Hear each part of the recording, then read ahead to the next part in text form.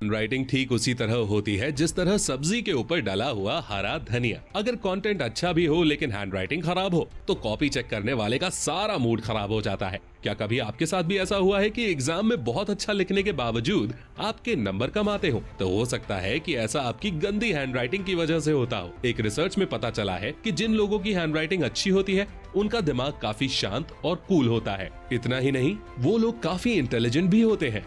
तो दोस्तों, अगर आपकी हैंडराइटिंग अच्छी नहीं है तो आपको परेशान होने की जरूरत नहीं, क्योंकि आज का ये वीडियो सिर्फ आपके लिए ही है। आज के इस वीडियो में हम जानने वाले हैं कि हैंडराइटिंग कैसे सही करें और कम से कम समय में इसे और ज्यादा कैसे इंप्रूव करें। तो दोस्तों, आज फिर जबरदस्त वैल्यू ऐड करेंगे आपकी लाइफ में।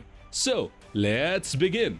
दोस्तों, हैंडराइटिंग ठीक करने के बहुत सारे तरीके हो सकते हैं, लेकिन आज के इस वीडियो में हम कुछ ऐसे वैल्यूएबल और जेन्युइन तरीकों पर बात करेंगे जो बहुत ही प्रैक्टिकल हैं और इन्हें फॉलो करके आप आसानी से अपनी हैंडराइटिंग इंप्रूव कर सकते हैं।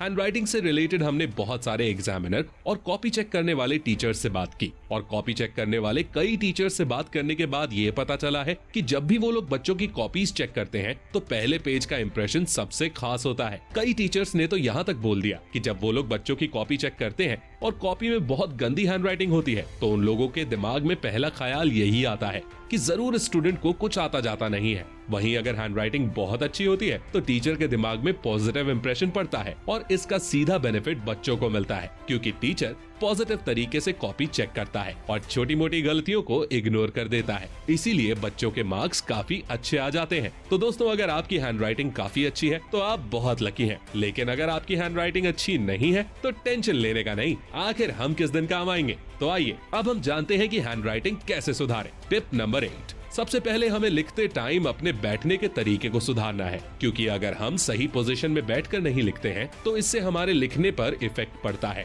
और हमारी हैंडराइटिंग अच्छी नहीं बन पाती है। अगर हमारी बैठने की पोजीशन सही है तो हम अच्छी हैंडराइटिंग बना सकते हैं। इसीलिए जब भी आप कुछ लिखें तो पूरा कंफर्टेबल होकर ही लिखें। हम लोग अक्सर देखते हैं कि कई लोग कॉपी को टेढ़ा करके लिखते हैं, ऐसे में उनकी हैंडराइटिंग भी टेढ़ी हो जाती है। और कई लोग तो ऐसे भी होते हैं जो टेबल के ऊपर सिर रख कर लिखते हैं। अब आप खुद बताइए, अगर कोई बंदा टेबल के ऊपर सिर रखकर और गर्दन को झुकाकर लिखेगा तो उसकी हैंडराइटिंग भला कहां तक अच्छी आएगी। इसलिए आपको ऐसी गलती बिल्कुल भी नहीं करनी है और लिखते समय एक सही पोजीशन में बैठना है। हमारी पोजीशन कुछ इस तरह होनी चाहिए जिससे लिखते समय हम बिल्कुल कंफर्टेबल महसूस करें। Tip number 7। हमारी हैंडराइटिंग कैसी होगी ये काफी हद तक इस बात पर डिपेंड करता है कि हम लिखते समय पेन को किस तरीके से पकड़ते हैं। जब हम पेन को कस के पकड़कर लिखते हैं तो इसके दो घाटे होते हैं। एक तो हमारा हाथ जल्दी दर्द करने लगता है और दूसरा, जब हम पेन को टाइट पकड़कर लिखते हैं तो हमारी लिखावट अगले पेज पर दिखने लगती है और फिर रायता फैल जाता है। इसलिए आप जब भी लिखो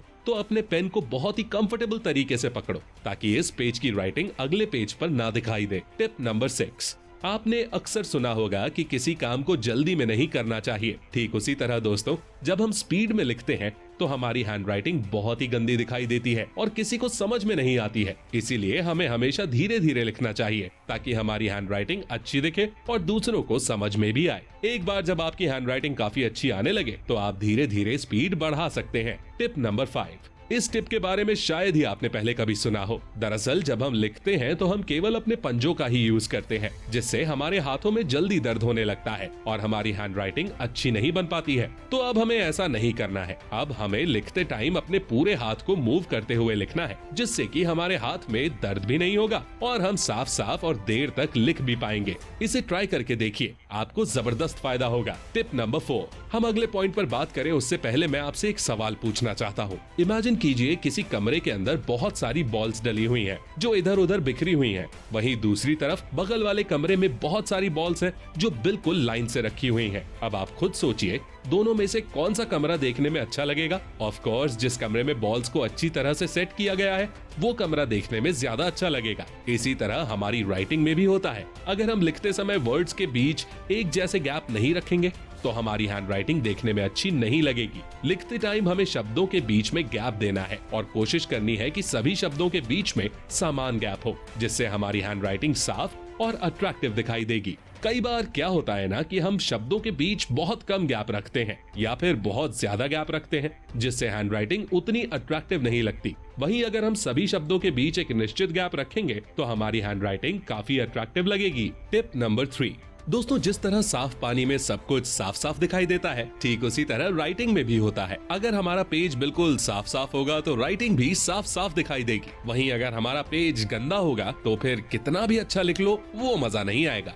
अब आप इन दोनों हैंड राइटिंग को ही देख लीजिए। पहली हैंड राइटिंग में पेज काफी गंदा है, इसलिए राइटिंग अच्छी नहीं लग रही, लेकिन दूसरी हैंड राइटिंग में पेज बिल्कुल साफ सुथरा है, इसलिए हैंड राइटिंग काफी अट्रैक्टिव लग रही है। टिप नंबर 2, करत करत अभ्यास के जड़मती होत सुजान। ये कहावत तो आपने जरूर सुनी होगी। हमारी ये एडवाइस भी इसी कॉन्सेप्ट पर बेस्ड है, क्योंकि प्रैक्टिस करके ही हम किसी चीज को परफेक्ट कर सकते हैं। आपने भी कई बार देखा होगा कि जब आप काफी दिनों तक कुछ भी नहीं लिखते हैं तो आपकी हैंडराइटिंग बिगड़ जाती है और आपको लिखने में दिक्कत होती है। इसलिए रोज रोज कुछ न कुछ लिखते रहें। मेरे साथ भी सेम यही दिक्कत होती थी, इसीलिए पेपर शुरू होने के कुछ दिन पहले से ही मैं लिखने की प्रैक्टिस शुरू कर देता था और पेपर आते आते मेरा हाथ बिल्कुल एडजस्ट हो जाता था और मैं पेपर में बहुत अच्छा लिख पाता था। आप लोग भी इस फॉर्मूला को ट्राई कर सकते हैं। टिप नंबर 1, दोस्तों एक बात तो बिल्कुल पक्की है कि अगर बंदूक अच्छी होगी तो फायर भी अच्छा ही होगा, और अगर बंदूक अच्छी नहीं होगी तो फायरिंग भी अच्छी नहीं होगी। ठीक इसी तरह पेन के साथ भी होता है। अगर हमारा पेन अच्छी क्वालिटी और ब्रांडेड कंपनी का होगा तो हमें लिखने में कोई दिक्कत नहीं होगी।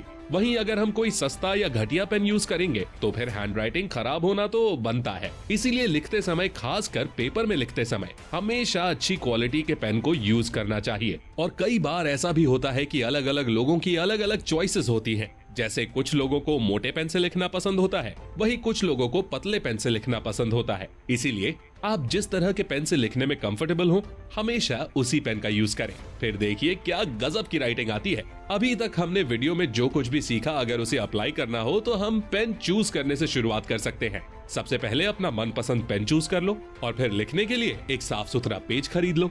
देन लिखना स्टार्ट कर दो। लिखने से पहले सही पोजीशन में बैठ जाओ और लिखते समय हमेशा इस चीज पर फोकस करो कि शब्दों के बीच बराबर गैप हो और हमारा पेन पकड़ने का एंगल सही हो। और दोस्तों, जब भी लिखना स्टार्ट करो तो शुरुआत हमेशा धीरे धीरे ही करो। एक बार जब आपकी प्रैक्टिस बन जाएगी तो फिर आप दनादन लिखने लगोगे और आपकी हैंडराइटिंग काफी इंप्रूव हो जाएगी।